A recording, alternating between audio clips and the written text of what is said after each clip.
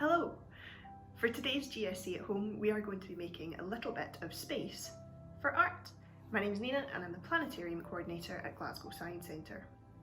Working in the Planetarium, it's safe to say I am a big fan of all things space and astronomy related, just like lots of other people, but my favourite thing about it is that it's for everyone, no matter why you're interested in it. We've talked a lot about the science of space, but I'd like to spend today's video showing you some beautiful space art, because it's important to remember that you don't have to be a scientist to be inspired by our universe. Just by looking up at the stars, joining the dots and making pictures out of what you see, you can make your very own stellar art. In fact, if you do, you'll be carrying on a fine tradition that's been going on for tens of thousands of years. There's evidence for this in the caves at Glasgow in the southwest of France. Beautiful paintings were drawn on the walls about 17,000 years ago by early artists. One of these pictures depicts a bull charging across the wall with a group of dots just above the bull's shoulder. It has been suggested that the bull represents the constellation Taurus, with the face forming the V shape of the Hyades cluster and the dots in its shoulder representing the Pleiades cluster, which are sometimes known as the Seven Sisters. I don't know about you, but I think it's amazing that people have been inspired by our cosmos to create beautiful art for such a long time. Are you a good photographer? Can you think of the best photograph you've ever taken? What did you like about it? Learning how to take a good photo is one of the skills that astronauts must learn to document their time in space. Some of these photos are so important that they go down in history, like this one, which has come to be known as Earthrise. It was taken by astronaut Bill Anders, who was one of the three crew of Apollo 8 in 1968. The crew were the first people to get far enough away from our planet to see the whole of Earth, about 400,000 kilometres distant. And this photo, as well as being lovely to look at, really helps you appreciate what a fragile blue marble we live on.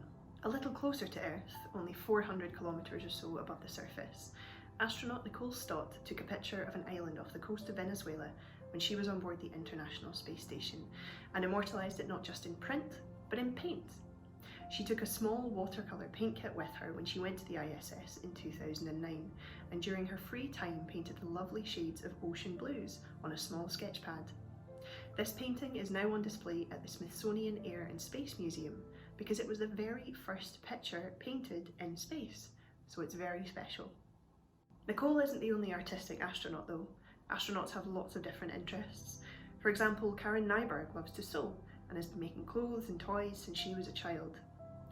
You won't be surprised to hear that she took crafting to new heights when she orbited the Earth on board the International Space Station, and during her free time made a stuffed dinosaur toy and a Texan flag for her son and husband. And then of course there's the most famous astronaut artist of all, Alan Bean. The fourth man to walk on the moon in 1969 during Apollo 12 loved to paint, because he wanted to express his experiences of spaceflight and of walking on alien worlds. He used moon dust in his paints, real moon dust, and used a bronze moon boot to add texture to his paintings. Not everyone likes paintings or photos though. Maybe you prefer music instead. Don't worry, there's space-inspired music out there for everyone too. Over 100 years ago in 1914, a composer called Gustav Holst wrote a suite of music called the Planets. He gave each of the 7 planets, he didn't include Earth, personality that comes out in the music. Saturn was the bringer of old age, Mars the bringer of war, and Mercury was the winged messenger. Why don't you have a listen to the Planet Suite, which you can find on YouTube, and see if you can tell which one is which. Do you think Jupiter sounds jolly? Do you think Venus sounds peaceful? Let us know what you think.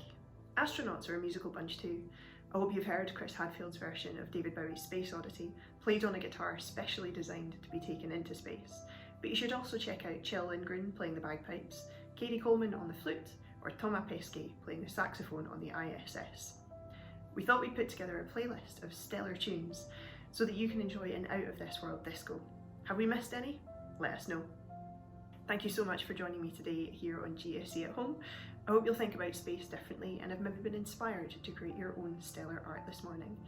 If you have a question or you would like to share your crafty creations with us, please do get in touch. You can also tag us on social media using the hashtag GSC at Home. That's it from me today, but tune in again at 10 AM every weekday for your daily dose of science. Bye!